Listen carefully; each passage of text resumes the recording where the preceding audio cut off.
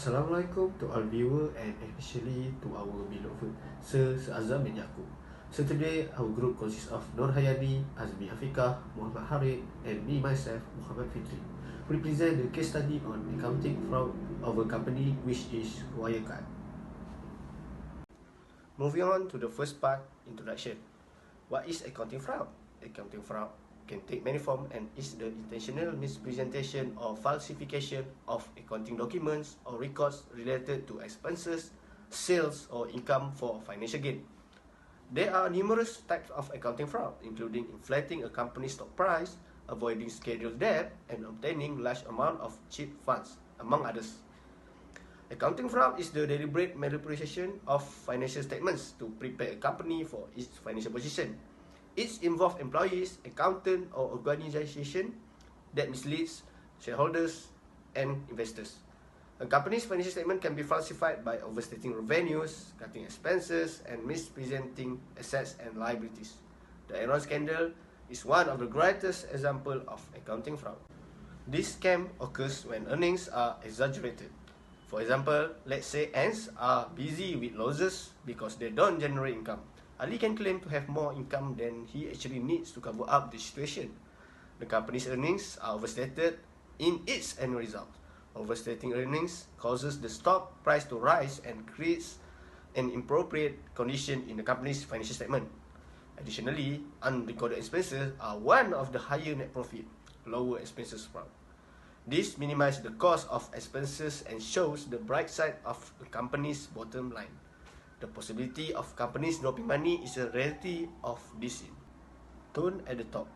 Tone at the top is generally defined as leading a company's management and supervisory board with a commitment to act honestly and ethically. Statements actually shape a company's social environment and business ethics. It is used to underscore the commitment to integrity of senior management, including the board of directors if a company's top level managers act in ways that are contrary to corporate culture. Middle or lower level managers and their subordinate behave more similarly. It is an important element of an organization management system. Additionally, this element support a robust rule base. Dishonesty, corruption, collusion, and other unethical activities should not be liked or disrespected by senior management and should not be involved. The control environment recognizes that people run businesses and create a culture and environment.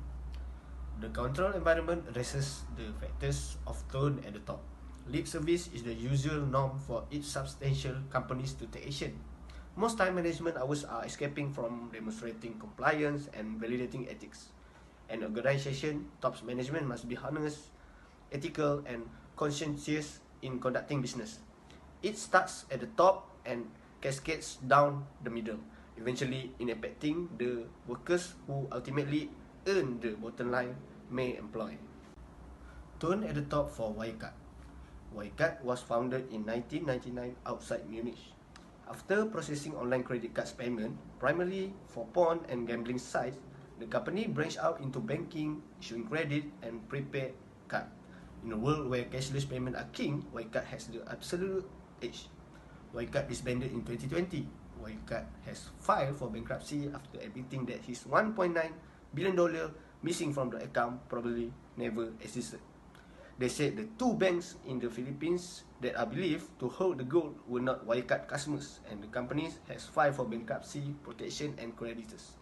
According to regulators, the situation surrounding German technology industry dealing has become a disaster and disgrace. Prosecutors have charged Marcus Brown with signing financial statements that he knew were inaccurate. They said Wirecard forged documents to show they had money they didn't actually have. Last year, his 9-month-long investigation by German parliamentarians found a number of flaws, including the approval of Wirecard accounts by auditors Ernst & Young.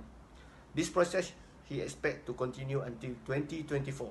Among those who follow him closely, there will be many who have suffered heavy losses on investment in Munich company. Next, I will pass to the next presenter, Hayani. Okay, thank you, Fitri. So I will explain on how the fraud was perpetrated and concealed. Wirecard set up multiple bank accounts in the Philippines with a number of shell companies that were not actually real companies. What did they do? They transferred money back and forth between these bank accounts every time they transferred money, and then their executive report the revenue, but actually the revenue never exists. But actually, the fraud is not the worst part. The worst part was about the cover-up between Wirecard auditor Ernst & Young and the government regulator BaFin. Basically, the German financial regulator BaFin actually investigated the Financial Times over the market manipulation. Also, BaFin prohibited short selling of Wirecard share for 2 months and filing criminal charges against the Financial Times journalists who had broken the whistleblower story. The case of Wirecard started to blow up when the whistleblower contacted the Financial Times concerned that the internet investigation in Singapore had been squashed in October 2018. On 30 January 2019, the Financial Times published an article alleging fraud at Wirecard. The Financial Times said that they had received direct evidence from a whistleblower inside the company, where the evidence provided specific details on how the fraud was taking place with the foreign bank account in Asia. After the Financial Times published the article, Wirecard stock started to drop. Next, on the 28th March 2019, Wirecard announced that they are suing the Financial Times for defamation, while on the 14th April 2019, BaFin filed a criminal complaint against Financial Times reporters and banned short sellers, accusing them of market manipulation. On 24 April 2019, Wirecard's auditing firm EY signed off on Wirecard 2018 financial statement and stated that there were no issues with Wirecard financial statement. But previously, EY had conducted their own investigation in 2016 that following the allegation at that time, which resulted in raising a number of red flags in Wirecard. But what happened is, for some unexplained reason, the investigation was stopped and the 2016 financial statement was signed. It is unbelievable, as Wirecard was a client that had a history of allegation, and EY would sign off the financial report without telling the investors that there were issues that show that EY did not follow the professional ethics as an auditor. Wirecard hired KPMG to conduct an independent audit to address allegations by the Financial Times. On 28 April 2020, an independent investigation by auditor KPMG produced the report, where it stated that KPMG confirmed that Financial Times was right. Also, Wirecard did not provide sufficient documentation to address all allegations of accounting irregularities made by the Financial Times. And what happened next? The CEO of Wirecard, Markus Braun, resigned and quit. On 22 June 2020, Wirecard announced 1.9 billion euros of revenue that were reported to have never existed. Wirecard filed for bankruptcy on 25 June due to exposure of financial fraud.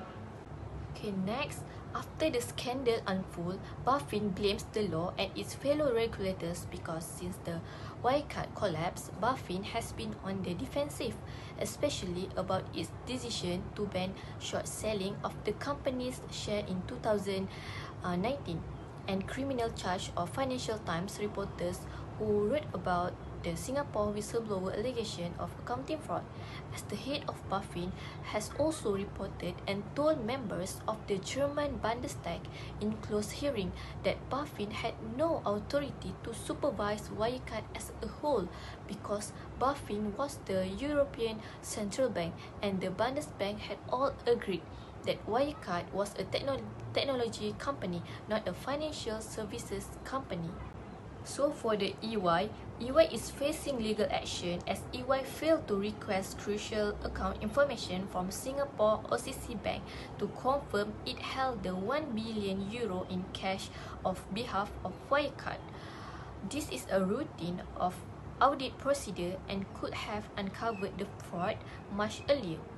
EY has repeatedly claimed responsibility for uncovering the fraud since Wirecard collapsed. As a part of its audit on the company's 2019 financial statement, EY got the external confirmation of trustee control bank balance, which led to the discovery that account confirmation were fraudulent. Puff-Gill, who is the whistleblower that helped to expose fraud in the Wirecard scandal, he is now the chief legal officer at ZMax, the biggest digital asset exchange platform in Thailand. He said that life as a whistleblower is not easy, as he had been a celebrity and his identity became public when there was a documentary about Wirecard titled A Billion Euro Lie, which the interview had included Puff-Gill and his mother. Next, the allegation of balance sheet manipulation and other errors have consistently plagued in Wirecard. At that time, Puff-Gill was appointed as their first head of legal in Asia. As soon as he started working, the internal staff member confessed to him that they had been forced to carry out unlawful operation on money laundering and accounting fraud. Then, Puff-Gill straight away brought those accusations to his boss in Munich. But the information has been leaked to the board of directors and urged the management to stop the investigation. Puff-Gill was subjected to severe pressure by the local management and Munich headquarters. Then, Puff-Gill was forced to resign from the company, but Wirecard did not letting Puff-Gill quietly and peacefully after he had left the company, as he noticed people telling himself and his mother. After some encouragement from his mother, Puff-Gill eventually reached out the Financial Times to blow the whistle. That's all from me. So I will pass to the next presenter, Afika. Thank you. Thank you, Hayani. Next, I will present about the pressures, opportunities, and rationalization of those perpetrating the fraud. An auditor is required to assess the risk of material misstatement that occurs due to fraud according to the guidance provided in the accounting standard.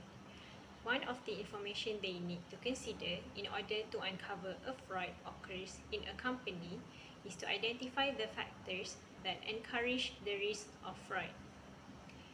There are three conditions that a fraud can happen according to the auditing standards, which are the pressures, opportunities, and rationalization. They are also called as the fraud triangle. The first factor of risk of fraud is pressure. Management or employees may commit fraud due to the threats or personal reasons or for the company. In the case of Wirecard, the company is pressured to increase their revenues. Their performance is always assumed to be higher since they are in financial technology industry. Hence, they need to maintain good reputation for their company, so it causes pressure to manipulate the financial statements. The next factor is opportunities. There are some circumstances that allow management and employee to commit fraud. Wirecard has the opportunity to continue manipulating their financial statements due to the incompetent auditor. EY, as the long-time auditor of Wirecard, always provide unqualified report without any issue being addressed about financial statements manipulation to the public. Next, since Wirecard is a digital payment company, the financial supervisor also cover up the fraud as the company is seen to be the national economic success. Lastly, rationalization is an attitude, character, or set of ethical values that allows the management or employees to commit dishonest act intentionally, or the environment encourages them to commit dishonest act.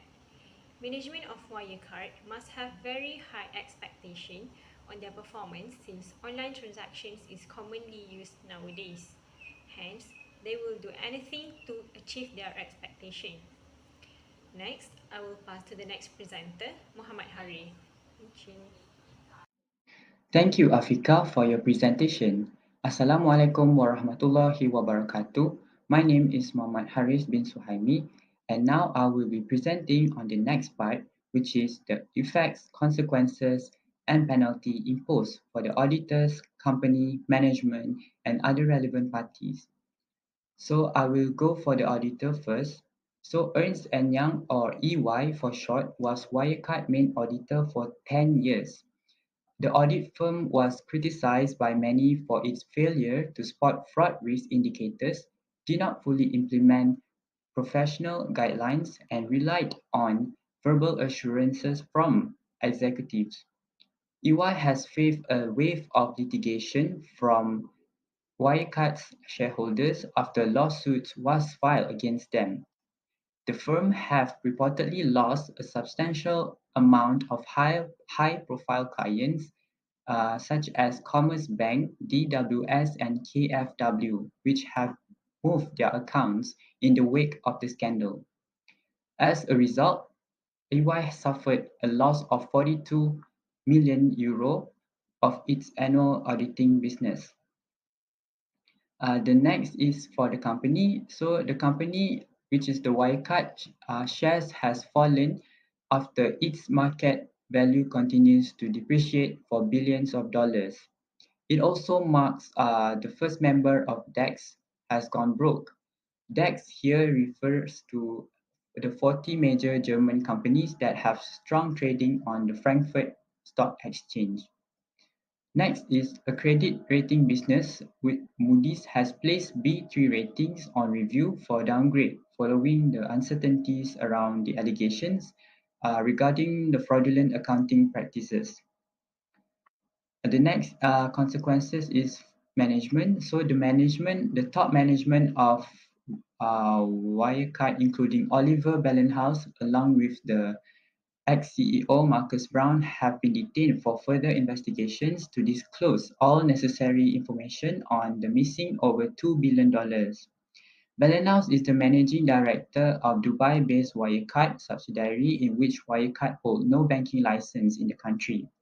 This shows that Wirecard used a third-party proxy company to expand its business globally. Unfortunately, John Masalat, which is the Wirecard ex-chief operating officer, has vanished, and there are still no indication on his whereabouts. And lastly, the relevant parties, which consist of government and BaFin. So the German government has re-examined the accounting regulation and audit firms in Germany in order to first impose greater independence and accountability on auditing firms and individual auditors. Second, allowing for more robust means of punitive justice. Third, grant BaFin with a greater regulatory powers and freedom to investigate suspected fraud. Fourth is to force rotation of auditors each decade. And lastly, to limit client overlap between firms' consultancy and auditing practices. As for BaFin has been sued by Wirecard investors due to negligence, resulting in the company's collapse. The head of and deputy of BaFin, who were responsible for financial market supervision, has stepped down without naming any successors. This move was in response of the finance minister, which he insisted to reorganize and restructure BaFin in order to fulfill its supervisory role more effectively.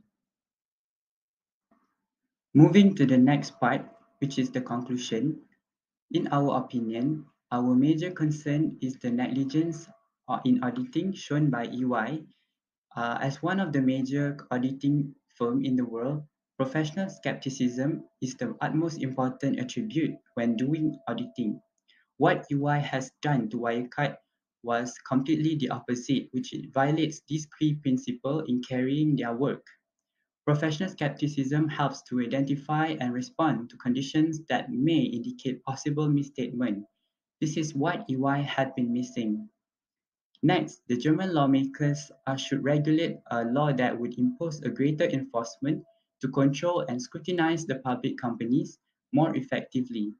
For example, the need for audit partner to rotate off the audit every 5 years. Let's take a look on how the US have came up with its own federal law known as Sarbanes-Oxley Act back in 2002 after the infamous bankruptcies of Enron and WorldCom. Since then, the provision of the Act changed the relationship between publicly held companies and their audit firms. On a side note, this is also a cost-effective way of increasing independence between auditors and its client. Last but not least, Wirecard really need a strong internal control and the oversight role of supervisory board. The company needs to have a dedicated audit committee that comprises of independent members and a financial expert. Also, the supervisory board need access to critical information from the management. Therefore, the head of the internal control function should report to the supervisory board. Thank you. Now I will give to the next presenter. Thank you, Muhammad Harith. Next, the wisdom that we have learned from doing this assignment is an auditor needs to improve competency and objectivity. There must be a clear representation in the law that auditors use reasonable measures to detect fraud is an important part of an external audit. Furthermore, the audit committee must clarify what is their expectation from the audit body in terms of producing a clear and truthful auditable financial statement. In order to support adequate auditing, accountability should be increased. An audit should make disclosures like the reports must contain sufficient information and explanations about the results of a business activity. The information disclosed must be useful and must not confuse users of the financial statements. As we can see, EY is facing mounting legal action as EY failed to request crucial account information from Singapore's OCC Bank. If an error is detected, it must be corrected. This often means that the financial statements of the previous period need to be corrected. This information must be noted in the disclosure. Such disclosures allow users of financial statements to know why the company's financial information may suddenly appear different. Plus, the auditor needs to have professional skepticism embedded in them to reduce any possibilities of undetected fraud. They must be alert to anything that indicates misstatements due to the fraud or error.